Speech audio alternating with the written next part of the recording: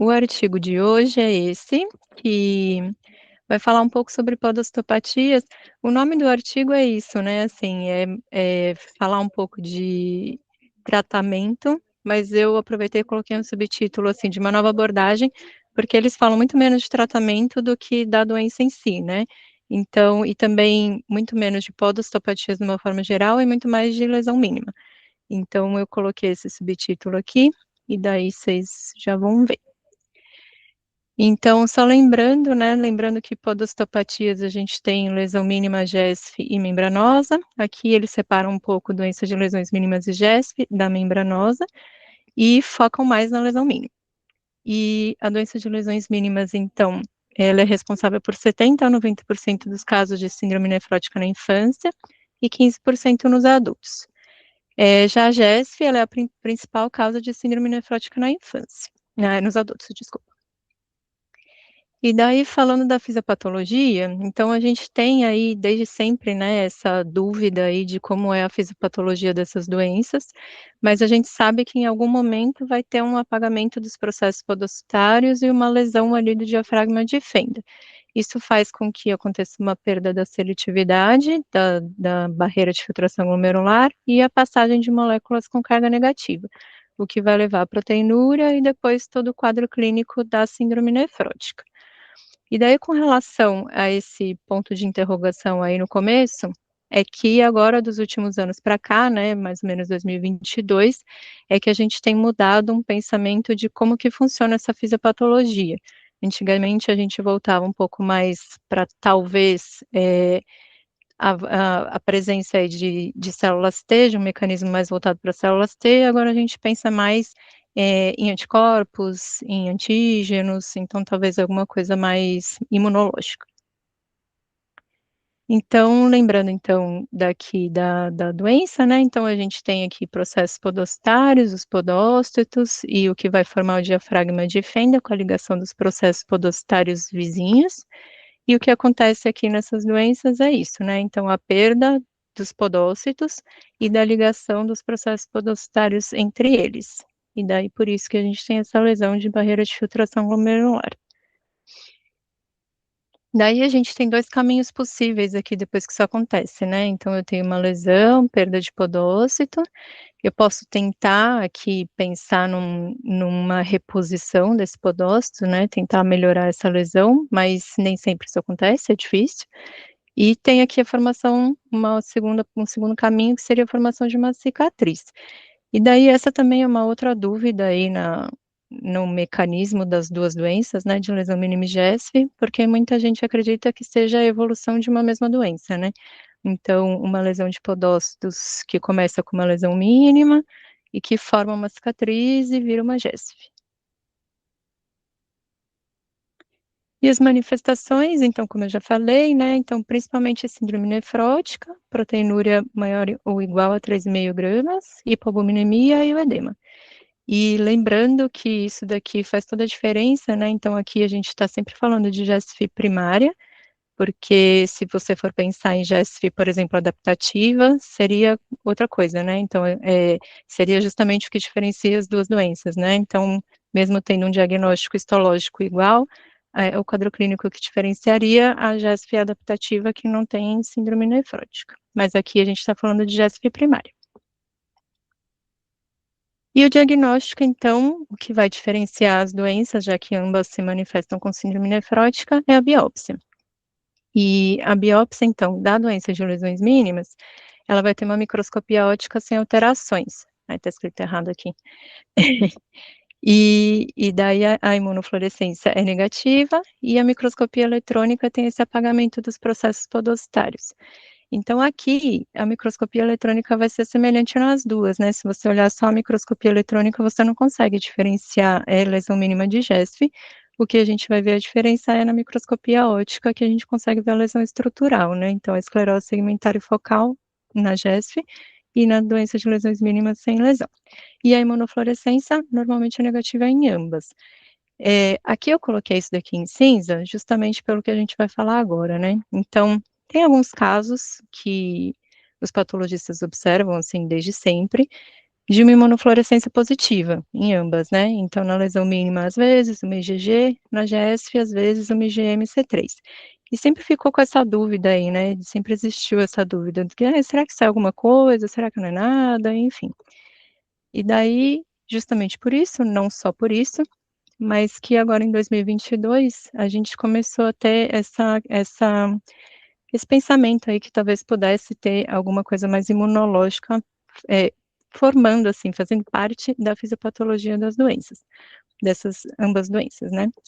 Então, aqui é uma publicação que saiu em 2022, que ele avaliou, então, duas coortes, né? Uma que é a do Neptune e uma coorte do próprio serviço com 62 pacientes. Desses 62 pacientes, 41 eram crianças e 21 adultos. E daí o que eles fizeram? Eles avaliaram positividade de IgG na biópsia e dosagem de anticorpo sérico antinefrina. E daí eles encontraram a antinefrina positiva em 18 de 62 desses pacientes, 9 adultos, 9 crianças, e quando eles avaliaram a biópsia desses pacientes, então todos aqueles que eram positivos, tinham IgG positiva, todos tinham antinefrina positiva também. Então foi aí que surgiu essa hipótese de talvez essa IgG não esteja lá por um acaso, né? Talvez ela tenha realmente algum papel aí na fisiopatologia dessa doença. Mais ou menos parecido foi feito aqui nesse próximo artigo, então ali a gente fala de 2022, esse daqui é de 2024, e esse grupo avaliou, então, 128 biópsias de crianças e 5 controles saudáveis. E daí, dessas 128 biópsias, tinham todos os diagnósticos. 62 eram ou doença de lesões mínimas ou GESF. E daí, dessas 128, então, lembrando que tinham outras doenças também, 30% das doenças de lesões mínimas, aqui eu bagunçando o inglês com o português, e 25% das GESFs mostraram a IgG no diafragma de Fend. O controle saudável estava todo negativo e as outras glomerulopatias também todas negativas. E daí eles aproveitaram e avaliaram uma outra corte, que não era desses pacientes, com doença de lesões mínimas e GESF em adultos, e 68,4% tinham IgG no diafragma de fenda e 19% das GESFs tinham IgG no diafragma de fenda. E daí é interessante pensar isso, né? Então, as IgGs positivas foram nos grupos das podostopatias, lesão mínima e GESF, e controle saudável e glomerulopatias outras vieram todos IgG negativo. E daí aqui o que eles propõem, né? Então, depois desses papers e de alguns outros que foram aparecendo no caminho, que talvez a fisiopatologia de ambas as doenças tenha, então, alguma relação com o anticorpo contra a nefrina que está ali no podócito. Então, a ideia seria essa, né? Um anticorpo, talvez circulante, que vai parar ali no podócito e daí provocar uma lesão que mais para frente eu vou voltar aqui nesse mesmo slide. Uma lesão no podócito, no citoesqueleto do podócito, e isso que vai levar ao desabamento, ao apagamento dos podócitos. E aqui a gente passa para esse próximo artigo, que é bem legal, né? Então, tudo isso eles vão citando nesse trabalho que eu comecei a falar, né? Então, esse aqui é de 2024. E esse aqui foi o que mostrou, até então, os melhores resultados, né? Então, eles avaliaram muitos pacientes, então foram 539 no total, 357 pacientes adultos, e daí os pacientes que tiveram antinefrina positiva, então, 46 de 105 pacientes com doença de lesões mínimas, 44% no caso, e 7 de 74 GESFs, então foram 9%. As outras glomerulopatias e os controles saudáveis foram todos negativos.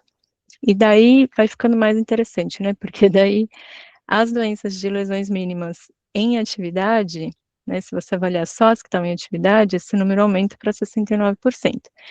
E daí, se você avalia os que estavam em atividade sem imunossupressão, daí esse número sobe para 90%. Então, isso aqui já faz pensar em talvez isso seja um grupo de doença ou que isso tenha relação com a atividade da doença, enfim, vamos chegar lá.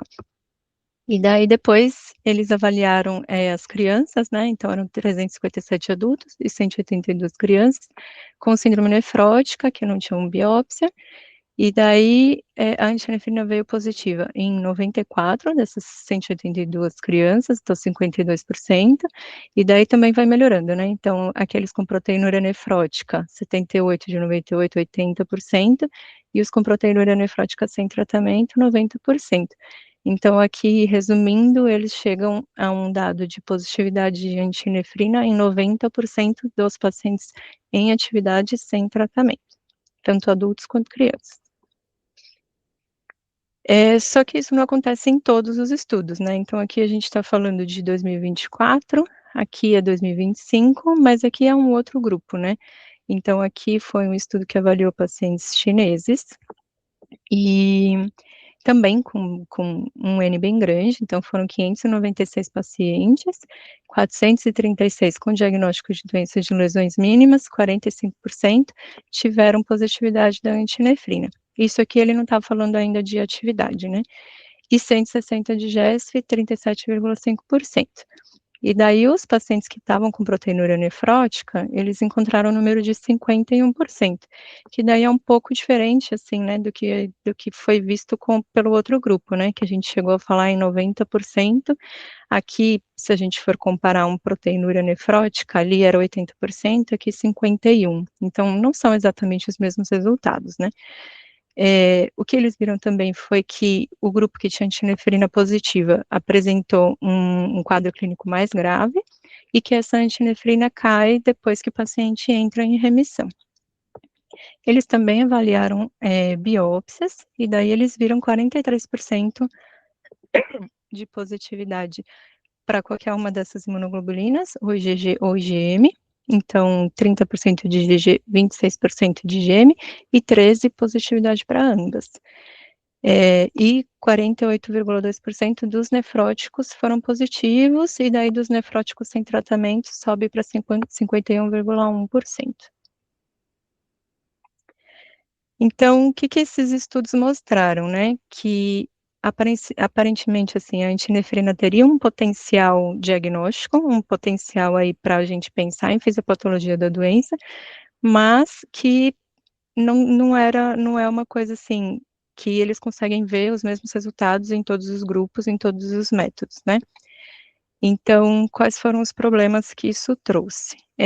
Além disso, né, então, altas taxas de falsos positivos, isso também foi observado em alguns desses estudos mesmo que eu citei, principalmente pacientes com infecção urinária, e essa questão do método. Então, o método de teste que foi usado em cada um desses estudos. Então, teve estudo que usou ELISA, teve estudo que usou o Western blot, teve estudo que usou os dois, teve estudo que usou, enfim, e as diferenças associadas à fonte da nefrina recombinante que foi usada para esses métodos diagnósticos. E pensando nisso, eles sugeriram algumas estratégias. Então, quais seriam as estratégias? Uma delas, que foi esse grupo que encontrou os melhores resultados, foi usar imunoprecipitação de nefrina humana recombinante. Então, não só pensar em ELISA como método diagnóstico, mas talvez com uma combinação de ambos, né, então imunoprecipitação mais algum outro método. Então, eles sugerem isso, né, imunoprecipitação, a ELISA de uma outra forma, então com sinal amplificado, a imunoprecipitação seguida de ELISA, e a imunoprecipitação seguida de quantificação da nefrina recombinante baseada no ELISA. E lembrando que, assim, uma coisa que eu acho que eu não falei lá no começo, que eu esqueci, mas esse artigo que eu estou falando, que trouxe todas essas informações, ele é desse mesmo grupo, desse pessoal aqui que encontrou os melhores resultados. Então eles estão falando deles mesmos, mas que é muito interessante, assim, porque eles trazem de volta aquilo que eles fizeram e justificam por que que eles encontraram esses melhores resultados, né. E daí aqui também é uma tabela que é bem legal, que inclusive a gente já tinha feito no nosso serviço, que traz resumidamente esses artigos que eu citei e alguns outros, então mostrando a característica da população que foi estudada, o que foi encontrado, né, positividade de antinefrina, o que foi visto na biópsia, se foi avaliado biópsia ou não, e qual foi o método que foi utilizado. Então isso é muito legal, porque a gente consegue ver, então, por exemplo, o primeiro estudo que começa a falar de antinefrina, que teve um resultado ok, mas não tão bom, eles usaram imunoprecipitação com ELISA, mas foi uma imunoprecipitação com ELISA normal, sem essas coisas extras. Daí o segundo grupo que encontra os resultados melhores, eles usaram a imunoprecipitação com ELISA e com todas as outras coisas extras. Daí aqui aquele grupo que fala principalmente da biópsia, e daí os outros, assim, que encontraram resultados piores, usaram só o ELISA sem imunoprecipitação, então, falando aí bastante dessa questão do método diagnóstico. Esse artigo último aqui eu não citei aí antes, mas também é bem legal, porque eles trazem análise de pacientes pós-transplante.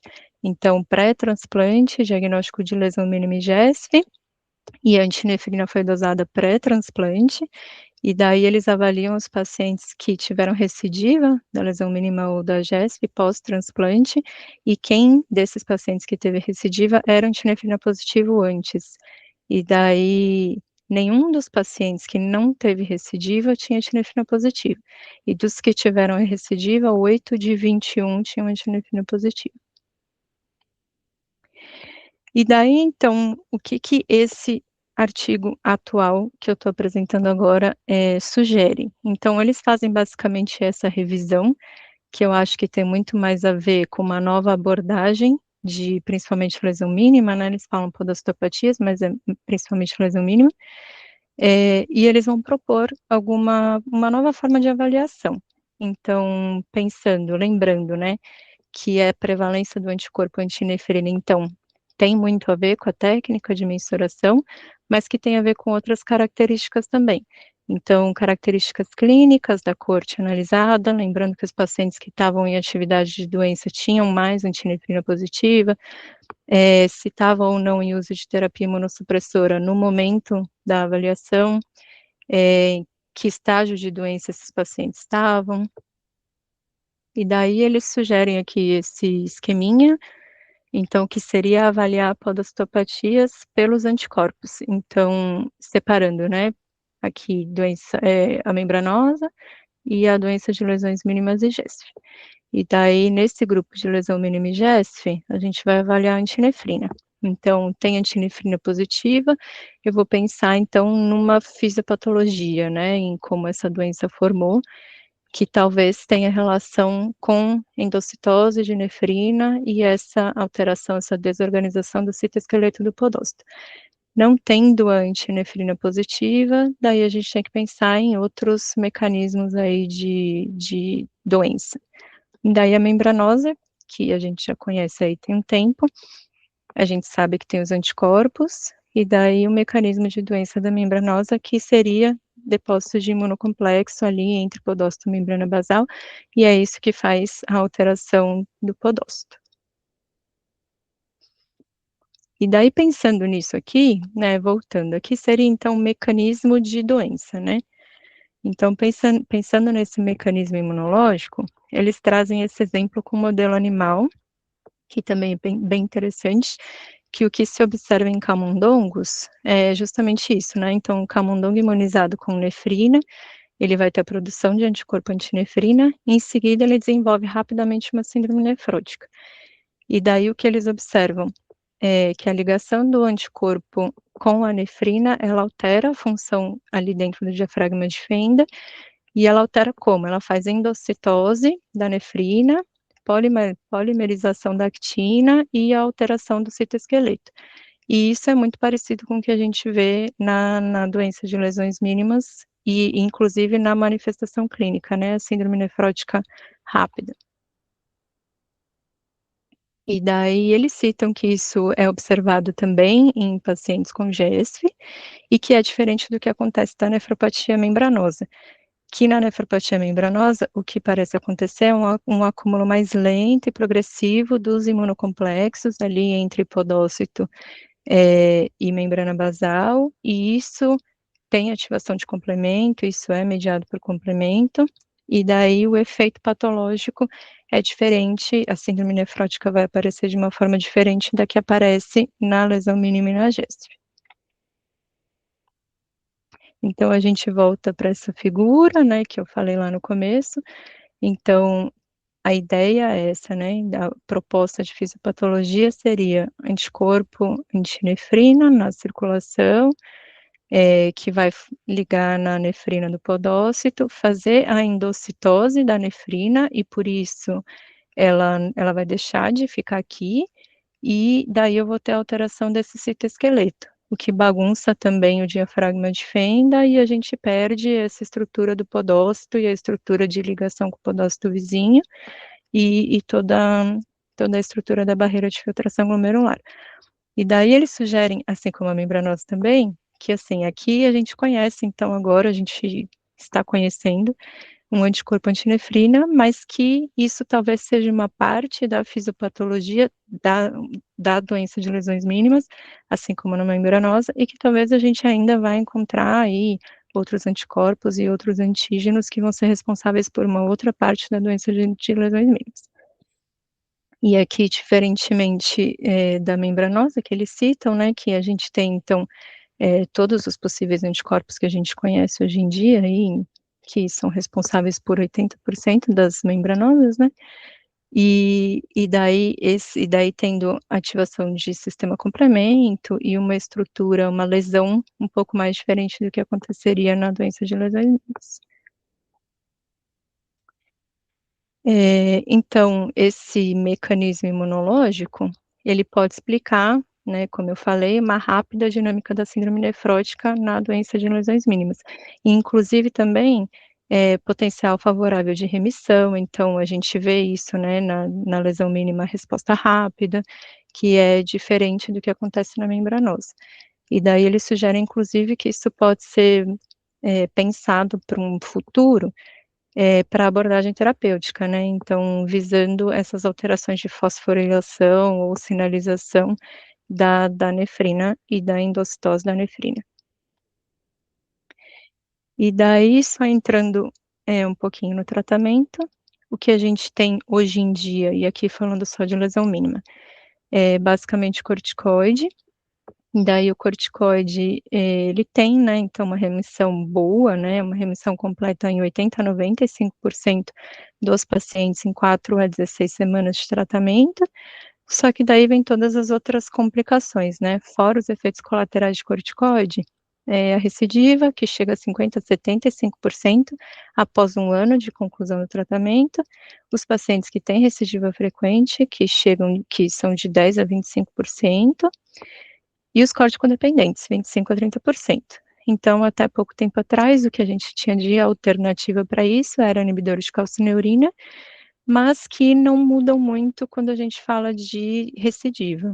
Então, a opção seria o rituximab, e daí o rituximab entra aí pensando nessa fisiopatologia das doenças, né, que seria uma droga para atuar nesse mecanismo de anticorpos, diferente do que a gente pensava antigamente.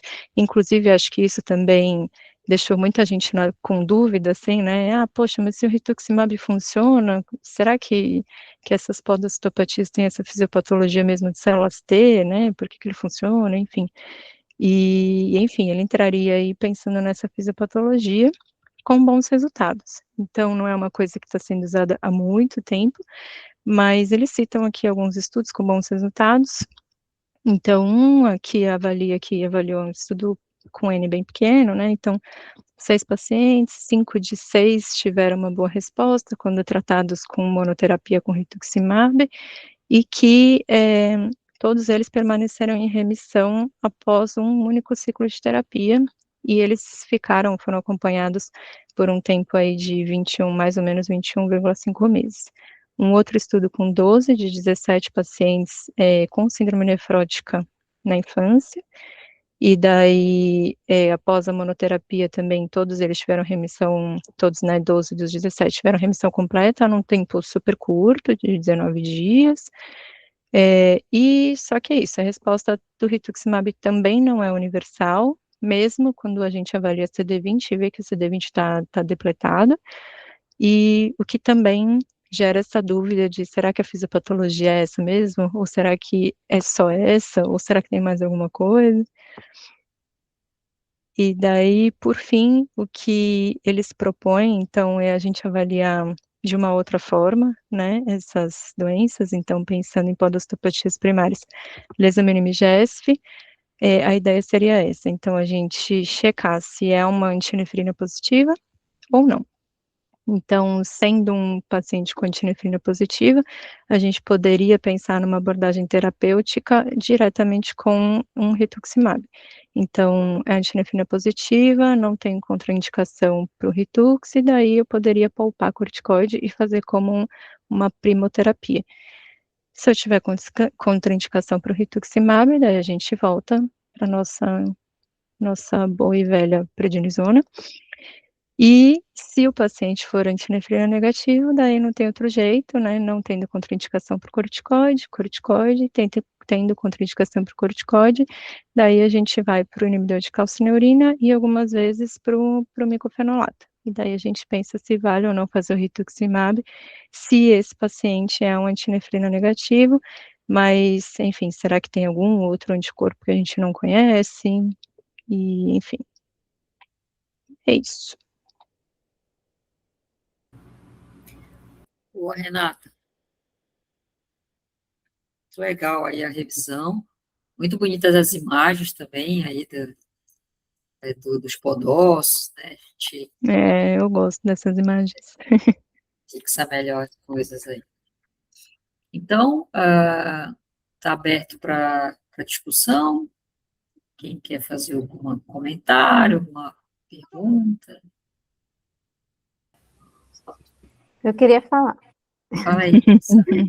Parabéns, Rê, pela apresentação. Aquela comparação que você colocou do primeiro artigo que foi publicado em 2022, que teve bons resultados, né?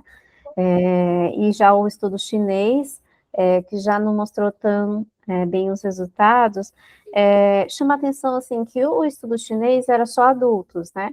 E o primeiro de 2022 tinha criança também. E, né, a gente já vê até no estudo de 2022 que tinha criança comparado com adulto, que as crianças tinham mais positividade também, e, e a questão da síndrome nefrótica é bem clássica, né, aquela apresentação súbita na criança, um padrão bem típico mesmo. Então, talvez, assim, a gente já pudesse imaginar que talvez a antinefrina positiva nessa população, né, de síndrome nefrótica na infância seja mais prevalente do que em adulto.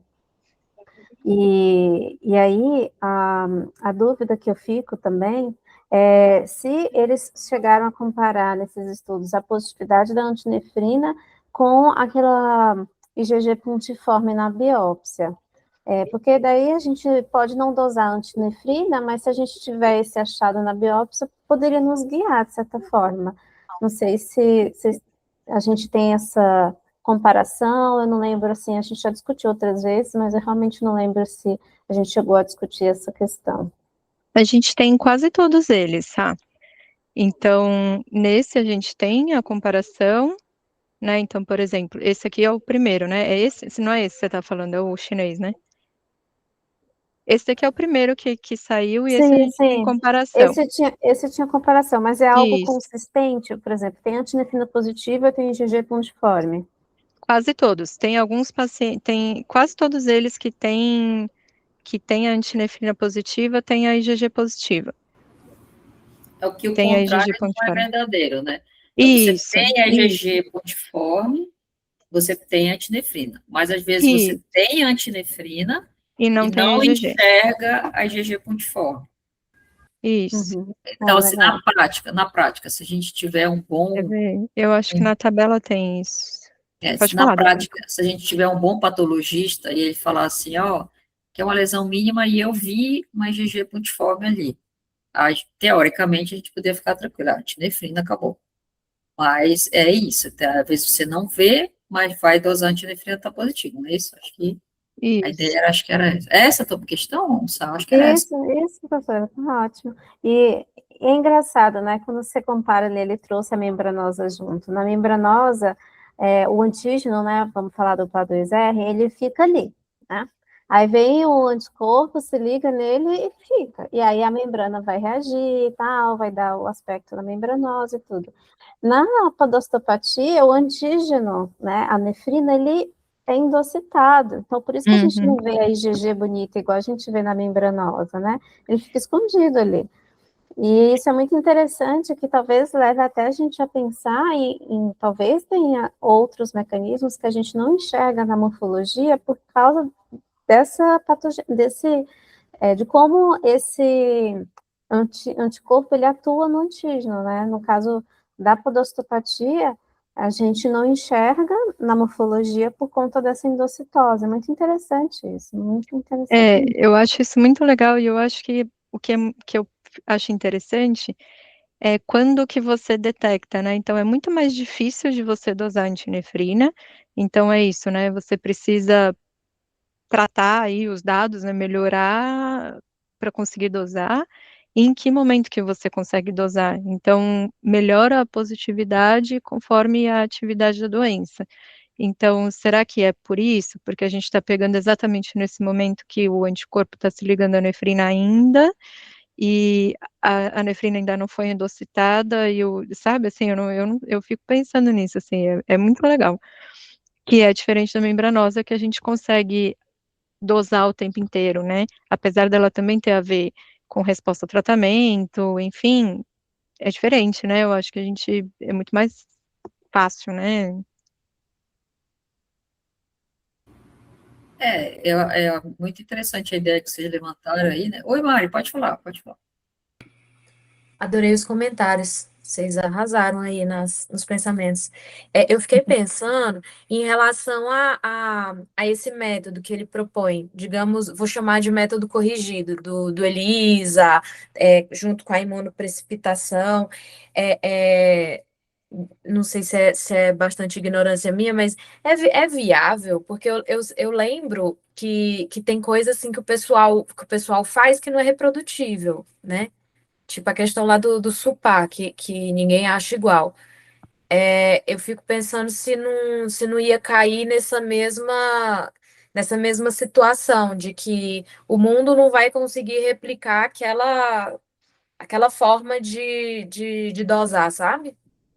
Eu acho que é exatamente essa questão que estamos nesse momento, e eu acho que é isso que o mundo está fazendo nesse momento, tentando replicar, porque não parece algo que não seja replicável, e depois dela, enfim, desse grupo que conseguiu os dados bons, tem outras pessoas que também conseguiram, que fizeram imunoprecipitação, mas não sei, eu não sei mesmo. Eu acho que é nesse ponto que a gente está mesmo, tentando entender se isso é replicável ou não.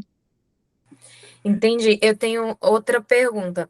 Como que pensando nessa questão do IgG pontiforme, como que a gente daria essa dica, entre aspas, para o patologista para ele pesquisar para a gente? Se a gente tem muita suspeita de que é uma lesão mínima, é, é, vocês acham que teriam como a gente dar uma dica pedindo para pesquisar?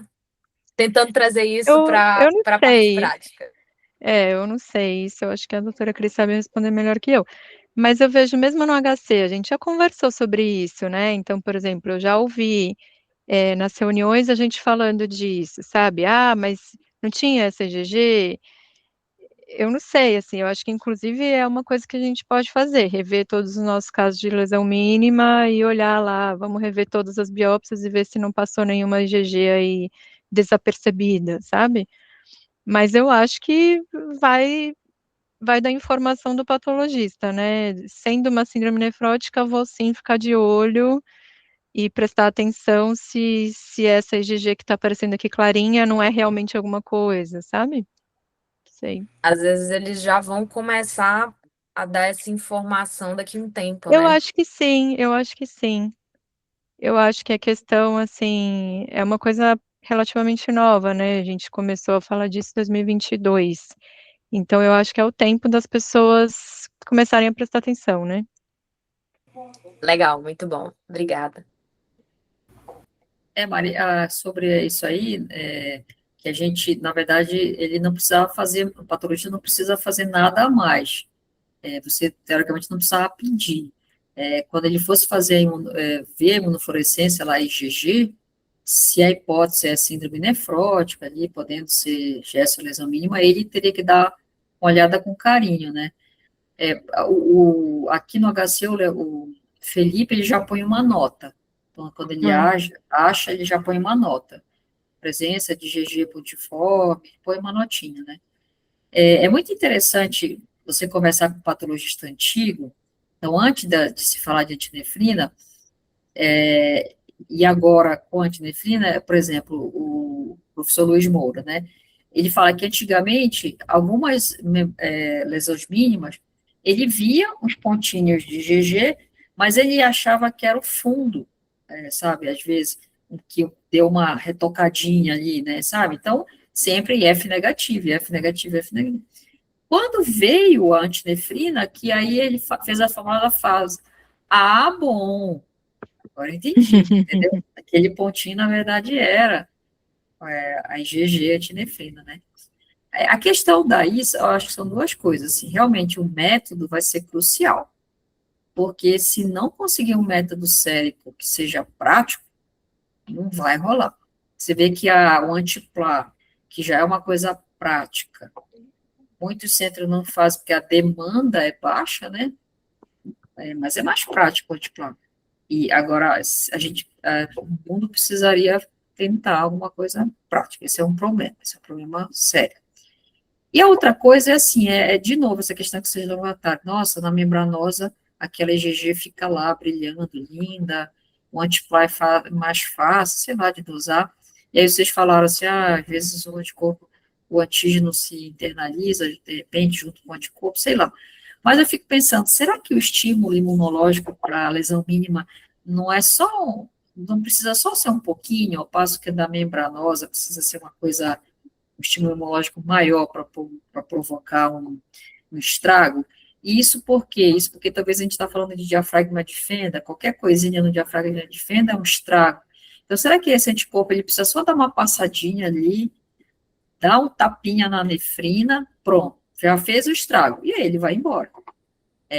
Não sei, isso aí não tem, acho que ainda uma resposta, porque incomoda realmente, assim, a gente está estudando, mas peraí, você está me falando de que é uma doença imunológica, e eu tenho que me esforçar na imunofluorescência para achar um pontinho, eu tenho que me esforçar no sangue para achar, como assim uma doença imunológica? Se o parâmetro que eu tenho de doença imunológica, lúpus, membranosa, o tal, imunofluorescência escancarada, anticorpos a rios e tal. Então, assim, são questionamentos que a gente não responde.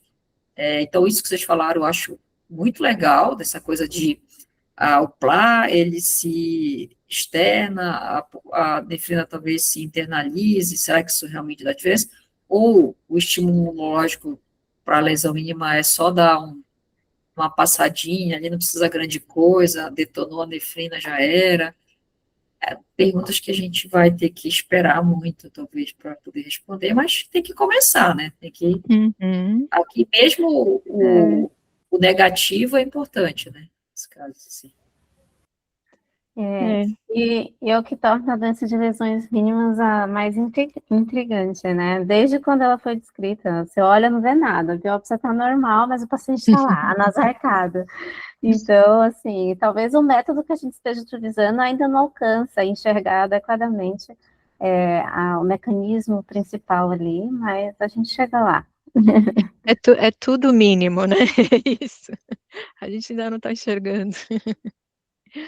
É isso. Boa, o trocadilho ficou bom.